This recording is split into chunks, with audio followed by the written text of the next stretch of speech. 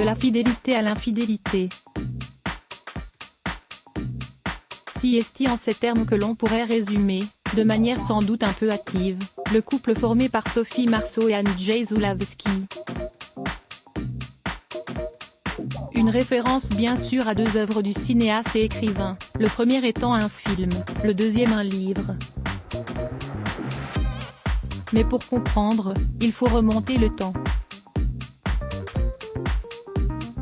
L'actrice française et le réalisateur polonais, décédé le 17 février 2016, se rencontrent au célèbre Hôtel Majestic, dans le cadre du Festival de Cannes, en 1981.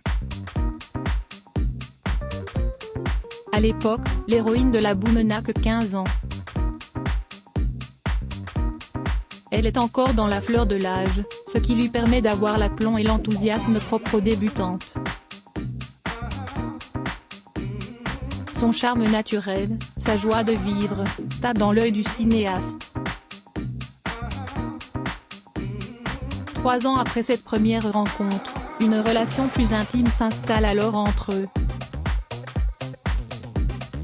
Les 26 années qui les séparent ne sont qu'un détail. Ils vont former un couple à la ville, mais également dans le travail. À cette époque, Sophie Marceau s'est déjà fait un nom au cinéma. Pourtant, après avoir crevé l'écran dans la boue mais joyeuse Pâques, elle se sent un peu paumée, comme le rapporte Paris Match dans un article consacré au couple. Andrzej Zulawski va alors lui donner sa chance. Ce dernier, venu la voir sur le tournage de Force à Gagnes, la veut au casting de son prochain film. Ainsi, en 1984, Sophie Marceau se retrouve sur le tournage de L'amour braque. À l'écran, la comédienne n'a rien d'une midinette. Prêtant ses traits à une prostituée, elle n'hésite pas à se dénuder, cassant l'image de la jeune fille sage et authentique que le public connaissait. Elle jouera dans 3 autres films du réalisateur, Mes nuits sont plus belles que vos jours, 1989, La note bleue, 1991, et La fidélité, 2000. Supérieur à les hommes qui ont marqué la vie de Sophie Marceau ou Une histoire d'amour qui ne fait pas l'unanimité sans surprise, leur différence d'âge ne passe pas inaperçue. Certains s'interrogent, quand d'autres s'offusquent. Les gens du milieu en premier lieu, mais aussi les amis et la famille de l'actrice. Mais comme toujours, Sophie Marceau ne fait qu'à sa tête. Et tant pis si certaines personnes lui tournent le dos. À ses yeux, l'amour, plus particulièrement son histoire d'amour, prime sur le reste. Dans l'intimité, Andrzej Zulawski prend soin de sa petite protégée, qu'il surnomme affectueusement Zoska. À ses côtés, elle grandit, mûrit, se construit aussi. Il me connaît mieux que moi-même, assure l'actrice, selon des propos rapportés par Paris Match. Et de constater, sans lui, j'aurais été la même avec plein de portes pas ouvertes. Comme le précise l'hebdomadaire, Sophie Marceau s'intéresse dès lors à d'autres choses que le cinéma, elle découvre de grands auteurs. Elle peint, elle écrit. Andrzej Zulawski apporte beaucoup à Sophie Marceau. Mais la réciproque est aussi vraie. Si elle n'est pas son premier grand amour, contrairement à l'inverse, il n'empêche que la jeune actrice a un réel impact sur ce cinéaste sombre et tourmenté. Sophie m'a donné un goût que je n'avais pas, le goût de vivre, confiera-t-il à Paris Match. Bien que très amoureux, Andrzej Zulawski n'est pas aveugle. Convaincu par le potentiel de la comédienne, il lui prédit une grande carrière. L'avenir lui donnera raison. Attachée à sa liberté et son indépendance, Sophie Marceau ne se limite pas aux films de son compagnon. Alors qu'elle est en couple avec lui, elle travaille aussi avec d'autres réalisateurs, parmi lesquels Claude Pinoteau, Alexandre Jardin ou Bertrand Tavernier. Comme rapporté par nos confrères, Andrzej Zulawski lui fait comprendre qu'il n'aime pas ces films. Mais qu'importe. Sophie Marceau continuera de suivre ses envies et son instinct. Une brève séparation. Avant un enfant CIST sans doute en raison de son besoin d'indépendance que Sophie Marceau refuse de se marier. Se faire passer la bague au doigt ne l'intéresse guère, j'ai préféré le pacte d'amour au contrat administratif. Le pari de la vie, en équilibre, risqué, me suffisait, avoue-t-elle dans les pages de Paris Match. Sa vie, la comédienne la vit à fond. Alors qu'elle est en couple avec le réalisateur polonais, elle a une liaison avec un acteur de théâtre. Suite à cette tromperie, qui survient dans les années 1990, Sophie Marceau et Andrzej Zulawski se séparent. Puis se retrouvent. En 1995, l'actrice donne naissance à un garçon, Vincent.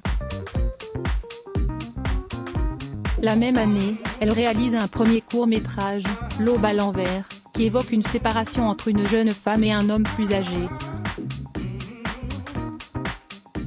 Un mauvais présage? D'autant qu'à l'époque, Sophie Marceau, qui voyage beaucoup, est déjà tombée sous le charme d'un autre homme. En 1999, alors qu'elle part aux États-Unis tourner un James Bond, elle débute une idylle avec le producteur Jim Lemley, rencontré quelques années plus tôt sur le tournage du film Anna Karenine. CIST avec lui qu'elle aura son deuxième enfant, une fille prénommée Juliette, née le 13 juin 2002. Ironie du sort, Sophie Marceau va jouer, une quatrième et dernière fois, dans un film d'Andrzej Zulawski, dans un film sobrement intitulé La Fidélité. À ce sujet, le cinéaste confie, toujours à Paris Match, La Fidélité, j'en rêve de tout mon cœur. Oui, c'est comme une sorte de grand rêve perdu. Un an après ce long métrage, leur histoire d'amour prend définitivement fin. Le couple se sépare en 2001, après 17 ans de vie commune. Sophie Marceau a déjà un autre homme dans sa vie, Andrzej Zulawski, lui, a le cœur en miettes. Lors des règlements de compte comme un exutoire, Sophie Marceau a besoin d'exprimer par l'art, en l'occurrence le cinéma, ce qu'elle a ressenti durant toutes ces années. En 2002, elle est à l'origine du film Parlez-moi d'amour, dans lequel il est, encore, question de séparation, mais aussi de désillusion, d'usure et d'infidélité. Une fiction qui rappelle le couple qu'elle a formé avec le réalisateur. Andrzej Zulawski ne va pas tarder à répliquer. Pourtant, Dieu sait qu'il lui a fallu du temps pour se remettre de cette séparation. Après notre rupture, j'ai tout arrêté. J'étais en deuil. Homo-actrice, je devenais verbale, confie-t-il à Paris Match. Mais la tristesse va laisser place à la vengeance. Désormais seul, l'intéressé se réfugie dans son chalet de 900 mètres carrés, situé près de Varsovie, en Pologne. Là-bas, il vit reclus. Il boit beaucoup, mais en profite aussi pour écrire. En 2003, il publie L'Infidélité, un autoroman, qui fait étrangement écho à sa vie personnelle, puisqu'il s'agit d'un philosophe, en couple avec une actrice plus jeune, menant une carrière à Hollywood et ayant tourné un James Bond, qui le quitte pour un faiseur de vent. Autant de parallèles laissent songeur. Interrogée à ce sujet par Thierry Ardisson, Andrzej Zulawski préfère entretenir le doute. « J'essaie de vous dire que si est un autoroman, si est à dire que la part roman est aussi importante que la part auto », avait-il confié dans l'émission Harditube. Et de souligner, « Je ne me dérobe pas à dire qu'une partie du bouquin parle d'une vérité que je connais, mais je ne dis pas que si est l'entière vérité et je ne dis pas intégralement que si est le portrait craché de quelqu'un ou de quelque chose. » Même si, entre les lignes, beaucoup ont reconnu Sophie Marceau. Malgré leurs différends, Sophie Marceau est restée présente entre eux, une distance se creuse. Pendant une période, la réalisateur n'ose même plus revenir à Paris, cette ville qui lui rappelle trop son ex. L'actrice préférée des Français, de son côté, fréquente d'autres hommes, mais a toujours une tendresse particulière pour Andrzej Zulawski. Ils se parlent toujours, notamment au sujet de leur fils Vincent, qui a lui aussi vécu des moments difficiles. « J'ai toujours tenu à ce qu'il fasse partie de l'éducation de mon fils », assure Sophie Marceau à nos confrères de Paris Match. Lorsqu'elle apprend que le cancer lui fait vivre ses dernières heures, la maman de Vincent et Juliette n'hésite pas à sauter dans un avion, pour lui rendre visite une dernière fois. Le 17 février 2016, le réalisateur s'éteint à l'âge de 75 ans. Sophie Marceau est évidemment présente à ses obsèques. Ce jour-là, face à la tombe de son ancien amour, l'émotion la gagne. Au-delà de notre relation personnelle, je pleure la disparition d'un grand cinéaste, d'un esprit libre, d'un homme unique et différent. Il a été et restera pour moi une référence, écrira-t-elle sur ses réseaux sociaux. Crédit photo, @bestimage direction artistique gala.